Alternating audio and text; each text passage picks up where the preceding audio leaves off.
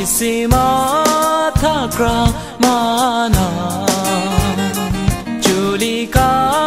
chi chak alam ke bom chi tình ne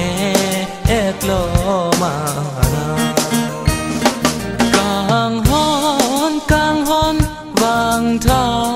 ne long Pisima thakra mana Julika chi chak alam ke bong chi tình ne et lo ma chi tình ne et lo ma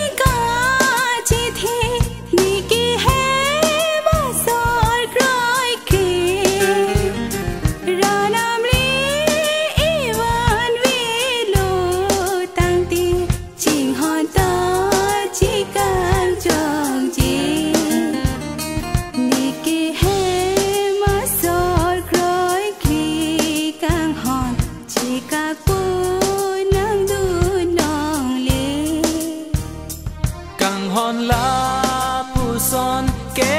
puri non the rak ong pir the ki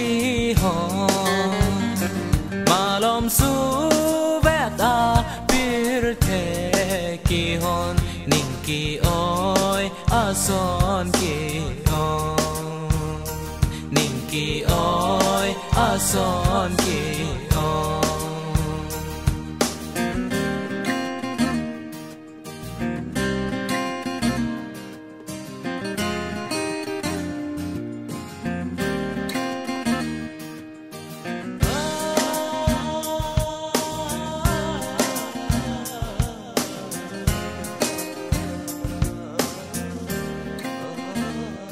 Ning oi de ri noi di buông cang hòn ri de noi ca break a pha ning nang hang he ki ka li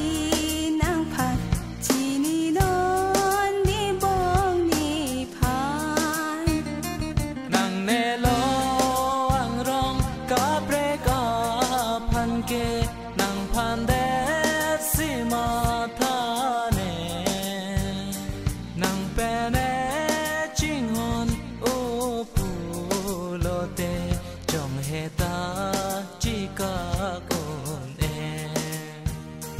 chom he ta chi ka kon e kang hon vang tha ne long Pisima tha krang